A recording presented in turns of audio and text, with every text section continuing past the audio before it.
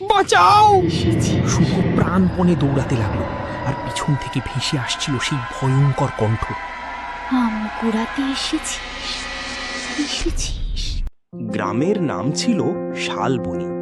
চারদিকে আম গাছ, বাঁশঝাড় আর পুরনো পুকুরে ঘেরা এক শান্ত গ্রাম। সেই গ্রামেই থাকতো দুই বন্ধু, রণ আর শুভ। ছোটবেলা থেকেই তারা ছিল একে অপরের সবচেয়ে কাছের বন্ধু।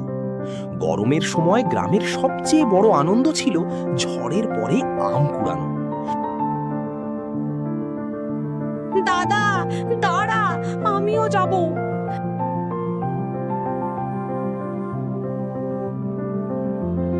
মা, তুমিও খাও না, খুব মিষ্টি।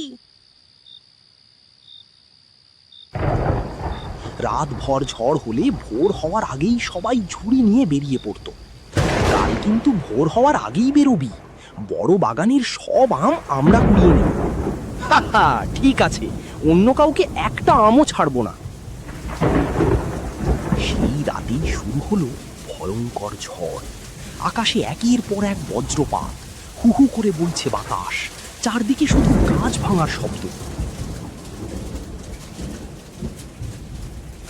ভোর হওয়ারও আগে দুই বন্ধু টর্চ হাতে বেরিয়ে পড়ল। চারদিক তখনও অন্ধকার, ভেজা মাটির গন্ধে পুরো পথটা কেমন অদ্ভুত লাগছিল।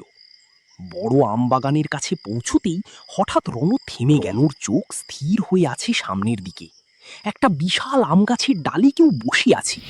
প্রথমে মানুষ মনে হলেও পরের মুহূর্তেই রণর বুক কেঁপে উঠল। সাদা লম্বা চুল, ফ্যাকাশে মুখ, আর সবচেয়ে ভয়ঙ্কর, সে একটা গাছ থেকে আরেকটা গাছে পা ছড়িয়ে বসে আছে। ধীরে ধীরে সেই জিনিসটা মাথা ঘুরিয়ে রণর দিকে তাকালো। তার চোখ দুটো অন্ধকারে জ্বলছে। চল, বাড়ি যাই। আরে কি হয়েছে বলতো? কিছু না বলেই রণ শুভর হাত ধরে দৌড়াতে শুরু করলো। দুই বন্ধু প্রাণপণে ছুটে বাড়ি ফিরে এলো। কিন্তু সেদিনের সেই ঘটনা রণ আর কাউকে বলেনি। গল্প ভালো লাগলে চ্যানেলটি সাবস্ক্রাইব করে বেল আইকন দাবিয়ে দিন। বহু বছর কেটে গেছে, শুভ এখন শহরে থাকে।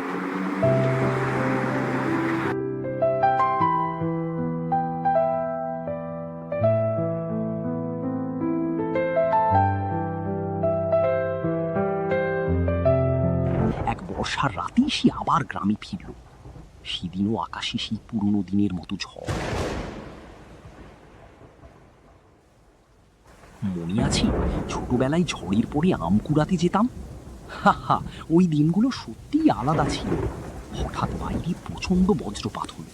রণর মুখটা কেমন ফ্যাকাশে হয়ে গেল। পরদিন ভোর হওয়ার আগেই শুভ একাই বেরিয়ে গেল।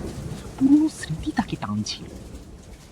হাতে ছোট্ট টর্চ নিয়ে সে সেই আম বাগানের দিকে হাঁটতে লাগলো। বাগানের কাছে যেতেই চারদিক অস্বাভাবিক চুপচাপ হয়ে গেল। হঠাৎ চুপ, একটা কাঁচা আম তার সামনে।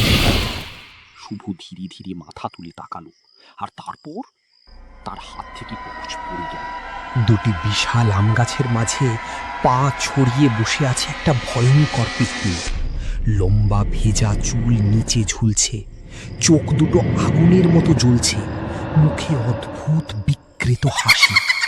তুই আবার এসেছিস? শুভ ভয় পেয়ে পিছিয়ে যেতে লাগলো। হঠাৎ তার মনে পড়ে গেল ছোটবেলার সেই সকাল। তাহলে রনু সেদিন এই জিনিসটাই দেখেছিল।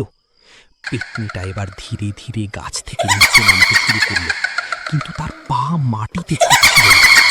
বাঁচাও!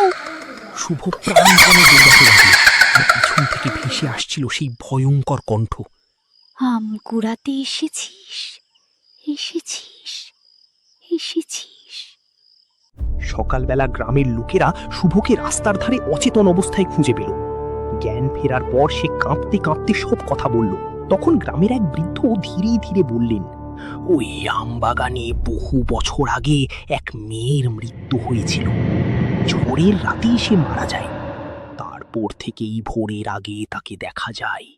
সেদিনের পর গ্রামের কেউ আর ঝড়ের পরে ভোরবেলা আম কুড়াতে যায় না। কিন্তু আজও নাকি ঝড়ের রাতে ওই বাগানের পাশ দিয়ে গেলে দেখা যায় দুটি আম গাছের মাঝে কেউ একজন পা ছড়িয়ে বসে আছে।